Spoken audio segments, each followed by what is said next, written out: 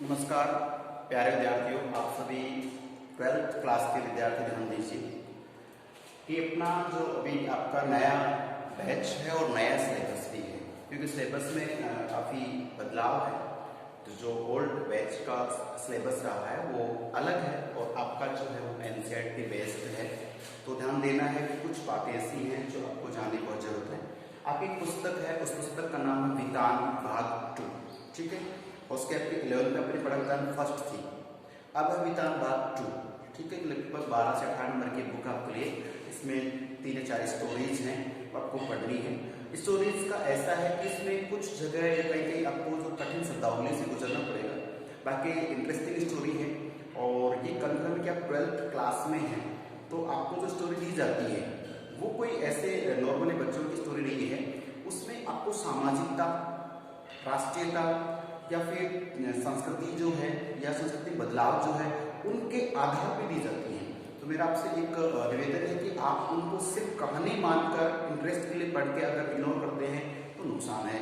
कहानी के आधार पे आपको पढ़ना ही है, लेकिन उसके बाद में जो प्रश्न आएंगे आपके बोर्ड में, वो प्रश्न कहानी नहीं लिखवाएगा, वो क्या पूछेंगे, उस कहानी के आधार पे आप कितना समझ पाते, समझ की बात करेंगे, आपके लिए कितनी समझ उत्पन्न होती है, ठीक है। तो प्यारे विद्यार्थियों, आपका जो पहला ही लेसन है उस लेसन की बात करें तो सिल्वर वेडिंग की बात करेंगे। सिल्वर वेडिंग एक आपका लेसन है पहला।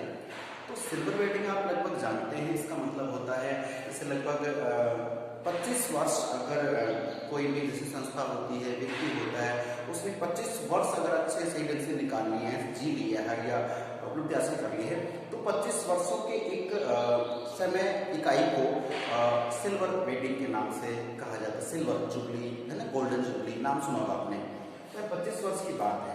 तो यहाँ एक व्यक्ति अपने यशोधर पंत, ठीक है, यशोधर बाबू के नाम से नहीं जाना जाता है।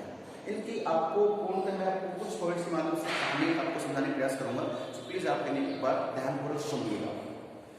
यशोधर पंत जो है वो किसी पहाड़ी क्षेत्र से दिल्ली पहुंचते हैं और दिल्ली या दिल्ली में उनके एक जानकार हैं दूर के रिश्तेदार में, उनका नाम है किशनदास। किशनदास जो पूरी उम्र या पूरी आयु होती है जन्म से मरने तक की समय इकाई, और उम्र होती है जैसे अभी अपन जो चल रहे अपनी उम्र है। तो बात करेंगे किशनदास जो है वो दिल्ली में किसी एक वाईडी सैंक्शन एक ऑफिस है, उस ऑफिस में अच्छी पोस्ट पे हैं। तो यशोधर जो है वो अपने घर से हालांकि थोड़े दुखी रहते हैं, गरीब हैं, वो पहुंचते दिल्ली और दिल्ली आकर इनसे काम मांगने का प्रयास करते हैं। तो ये जब आते उस समय इनकी उम्र बहुत कम होती है, यानी कि 18 नहीं होती, इसलिए इन्होंने कहा कि मैं आपको एक सही बड़े काम तो नहीं लगा सकता, लेकिन आप ये करें कि जहाँ ये जो हमारा कार्यालय इसमें कुछ लोगों के लिए खाना वाना बनता है तो आपको रसोइयों का काम मिल सकता है। और प्यारे विद्यार्थियों, काम छोटा और बड़ा नहीं होता है। तो ये इसलिए बाबू क्या करते हैं, किशनदास के कार्यालय में यहाँ पे रसोई का काम करते हैं।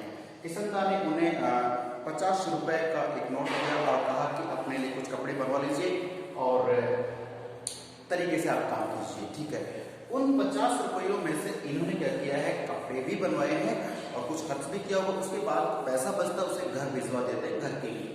सोचने की बात है कि वो कौन सा जमाना रहा हो, 50 रुपए में कपड़े सिलवाने के बाद, खर्च करने के बाद भी घर पे पैसे भेज दिए होंगे। आज ऐसा संभव नहीं है, ठीक है। समय कितना बदल चुका है, ये बदलाव ही हमें देखना है। किशनदास सहृदय व्यक्ति है, अर्थात ये ऐसे व्यक्ति जो भी के पास काम मांगने आता है उसकी बात को भली बात सुनते हैं और लगता है कि ये बंदा काम कर सकता है, उससे वास्तव में काम देते हैं। लेकिन सामाजिकता का गुण है, सहृदयता का गुण है, वो लोगों का सहयोग करते हैं। चलिए, काफी लोग इनके क्षेत्र पहाड़ी क्षेत्र से आते हैं और यहाँ पे जब भी इनके पास आते हैं तो कम से कम 10-20 लड़कों को इन्होंने काम पे लगा दिया है, ठीक है। अब बात करते हैं किशनदास जो है ये तो अपने काम करते हैं और जैसे इनकी उम्र 18 से ऊपर होती है, इनको उसी कार्यालय में एक बाबू की पोस्ट मिल जाती है जिसमें ये ताउम्र काम करते रहते हैं। चलिए, सैलरी इनकी रिटायरमेंट तक की बात करें तो 1500 से ऊपर नहीं पहुंचती, लगभग 1500 रुपये इनको लास्ट रिटायरमेंट की जब समय आ गया तब तक ही मिली, शुरुआत में बहुत कम मिलते थे। किशनदास है जो उनके सीनियर थे, तो ये उस डिपार्टमेंट से रिटायरमेंट हो जाते हैं, ठीक है। अब बात कर रहे हैं कि यशोधर बाबू जो है कि मानसिकता कैसी है। ये जो हम बात करें पाश्चात्य संस्कृति है उसको बिल्कुल पसंद नहीं करते हैं। जैसे मान लो कि बर्थडे मनाना है या जैसे गोल्डन जुबली, सिल्वर जुबली, इस तरह के शादी की सालगिरह वगैरह, इन चीजों से दूर हैं। और ये मान के चले कि समाज में जिस प्रकार की जो चलन चलता है उससे बिल्कुल हटके हो गई है, बिल्कुल सादा जीवन जीने का प्रयास करते हैं। और घर में जैसे जैसे मान लो शुरुआत में तो क्या होता है कि मनुष्य जब घर गृहस्थी संभालता है तो घर वालों से, पत्नी से, बच्चों से लगाव होता है, तो जैसे छुट्टी होती है तुरंत निकल के घर पहुंचते हैं। अभी इनके हालात ऐसे नहीं, तो 3 इनकी लड़कियां, एक लड़की जो बराबर के हो चुके, यानी कि एक अच्छी 18-20 साल की उम्र हो चुकी है, ठीक है, और पत्नी है। तो सीधी सी बात है कि इनकी जो पत्नी है वो अपने बच्चों का भला सोचने के कारण से बच्चों की मानसिकता के अनुसार अपनी मानसिकता को बदल लेती है, जबकि ये अपनी मानसिकता को नहीं बदल पाते हैं, ठीक है, पुराने ख्यालात के इनके विचार रहते हैं। यशवंत पंत जो है वह अपने कार्यालय में काम कर रहे हैं और जैसे इन्होंने देखा कि घड़ी में लगभग 5:25 जो है वो हो चुके हैं और जो कार्यालय घड़ी में 5:30 बजा रही होती है, तो कहते हैं कि मेरी घड़ी है बिल्कुल ठीक चल रही, इसमें शायद कहीं ना कहीं इस देखें इनके साथ में इनका एक माता जो अधीनस्थ सदस्य हैं, कर्मचारी हैं, और तो इनका ऑफिस का एक नियम है कि ये सब लोग जब भी ऑफिस का कार्य पूरा करने में घर जाते हैं तो 5 बज गए, कार्य बंद हो गए, एक अलग से का स्टाफ रूम उसमें बैठते हैं और 2-5 मिनट के लिए जैसे गप्पे लड़ाना कहें या हंसी मजाक करना कहें, ताकि थोड़ी मानसिक जो थकान दूर हो जाए। तो ये बाबू उस दिन निकले और इनका एक स्टाफ में एक नया लड़का है जो अभी भर्ती हुआ है, उसका इस किताब में नाम दे रखा है, सरनेम दे रखा चड्डा। तो जो लड़का है वो आता है और वो कहता है कि इधर बाबू साहब आपकी जो घड़ी है ये चूनेदानी बहुत पुरानी हो गई है और इसे बदलवा लीजिए, समय बदल रहा है। ये कहते हैं मेरी घड़ी बिल्कुल सही है क्योंकि मैं रेडियो या टीवी की टाइम से मिला करके लाता हूँ, मैच करके लाता हूँ। ये बातें अपने ऑब्जेक्टिव टाइप में एग्जाम में आएगी, इस बार ध्यान रखना जब भी आपका एग्जाम होगा। तो इधर बाबू का मजाक उड़ाया गया है इस बार चड्डा जो उनके अधीनस्थ एक लड़का सही है उसके द्वारा, और फिर ये कहते थे मेरी घड़ी बिल्कुल सही है, ये मेरे को शादी में भी है। तो एक व्यक्ति ने पूछा शादी कब हुई, उसने कहते मेरी शादी है 6 फरवरी 1947, 6 फरवरी 1947 को हुई है। अब ये जैसे बोला तो इतने सारे स्टाफ में एक दिन फटाफट अपना कैलकुलेशन किया और कहा कि अरे आज की तारीख में तो आपकी शादी को 25 साल हो गए हैं और 25 साल पुराने घड़ी पहन रहे आप। तो एक व्यक्ति तो घड़ी का ही मुद्दा उठाया, उसने 25 साल काउंट कर लिए और कहा कि इसके हिसाब से तो आपकी आज क्या है, शादी की 25वीं सालगिरह का सिल्वर वेडिंग है। क्या है? सिल्वर वेडिंग है, नाम समझ में आ चुका है। अब बात करते हैं कि सिल्वर वेडिंग जो है 25वीं वर्षगांठ आपकी है, तो आज तो आपके नाम की पार्टी बनती है, चाय नाश्ते के कुछ पैसे दीजिए। तो ये कहते हैं देखिए भैया हम ऐसा नहीं मानते हैं, और ये पहले के जमाने के अंग्रेजों के या कोई के विदेशी चौचले ऐसा कह के ये इग्नोर कर देते हैं, लेकिन सभी के बार बार कहने से ये लास्ट में जेब से 10 रुपये निकाल के देते कि चलो जो भी आपको बनता है कर लीजिए, मैं आपके अंदर शरीक नहीं होगा, मैं चला जाता हूँ, आप कर लीजिए। तो इनमें से एक निकाल के 10 रुपये में क्या होने वाला है, बाबूजी आप ऐसे ही 10-10 के 2 नोट और दीजिए। एक नोट जो दिया था वो पहले इन्होंने बुलाकर जो वहाँ पे एक नौकर है चपरासी उन्हें दे दिया, और बाद में 10-10 के 2 नोट और लेते हैं और लेकर के उसमें आता क्या क्या कुछ आएगा आपके एग्जाम में ध्यान रखना, चाय मठरी जिसको मठरी कहते हैं, चाय मठरी और लड्डू चाय मठरी, और जैसे लड्डू आ गए चाय आ गए मठरी, 3 चीज उसमें आती है 30 रुपए में, और वो जो भी जितने भी लोग हैं वो सब मिल बांट के उस नाश्ते कर लेते हैं। वहां से जब इसके बाद निकलते हैं घर के लिए, तो घर पे होता क्या है कि ये 5 बजे जो ऑफिस छुट्टी हो रही है, घर पहुंच रहे 8 बजे, बीच में क्या करते हैं आपको इसका उत्तर जानना है, ठीक है।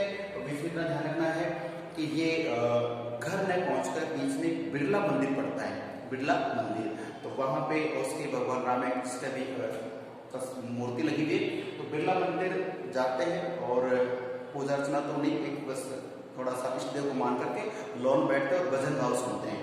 इसका मतलब ये हुआ कि ऐसे व्यक्ति जो घर को शायद एक कि माने घर पे जाएंगे तो उनका मन नहीं लगता, इसका मतलब ये हुआ कि घर से कहीं भी थोड़ा सा इन्हें दुख है, क्योंकि घर में इनकी बात को तवज्जो तहजीब नहीं मिल रही है, क्योंकि जो लड़के तीनों हैं वो बड़े हो चुके हैं, लड़की भी बड़ी हो चुकी बराबर हो चुकी है। और आपको थोड़ा सा बता दो यहाँ पे कि ये जो है 3 लड़के, बड़ा लड़का है वो उसे विज्ञापन कंपनी में काम मिल चुका और पहले महीने की सैलरी 1500 मिलती है, जो कि यशदेव बाबू को रिटायरमेंट मिली है, रिटायरमेंट के समय 1500 मिल रहे हैं, और इससे पहले महीने की सैलरी कितनी मिली है 1500 रुपये। विज्ञापन कंपनी में काम करता है, इसने पिताजी को कहा कि आप स्कूटर ले लीजिए, साइकिल पे तो चपड़ा से जाया करते हैं, वो साइकिल बंद कर देते हैं और इनको बड़ा लड़का है वो अपने शान शौकत आज आधुनिकता में चला गया है। दूसरा लड़का है जो क्या करते हैं, वो अपना ये मान के चलिए कि छात्रों को लेकर के आईएएस की तैयारी कर रहे हैं। और तीसरा है वो अमेरिका जाकर किसी डॉक्टर बनने का या प्रयास करते हैं, ध्यान रखना है, ठीक है।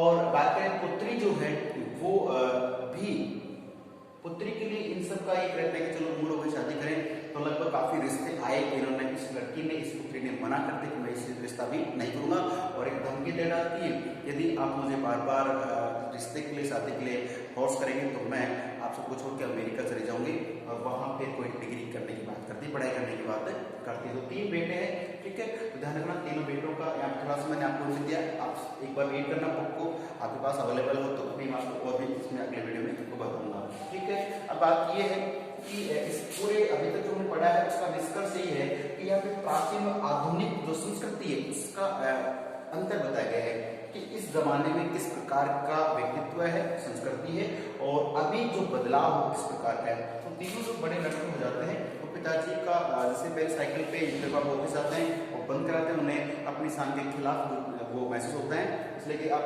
मोटरसाइकिल या फिर स्कूटर लीजिए, और स्कूटर के लिए फिर जब आप कहते हैं ये एक फालतू की सवारी मैं इसलिए पसंद नहीं करता हूँ और इससे मैं पैदल चला जाता हूँ। तो प्यारे विद्यार्थी मेरा मतलब इतना सा है कि ये सिल्वर वेडिंग जो लेसन है आपकी इंटरेस्टिंग स्टोरी है, इसमें से प्राचीन समय और आधुनिक समय में जो मॉडर्न की बात करें तो शायद इसमें से कि यशोधर पंत जो है वो अपने आप को प्राचीन से आधुनिक नहीं बना पाते, लेकिन जो उनकी पत्नी है वो भी इन्हीं की उम्र की है, लेकिन वो अपने बच्चों के भले के लिए अपने आप को पूर्ण रूप से बदल लेती है, ठीक है।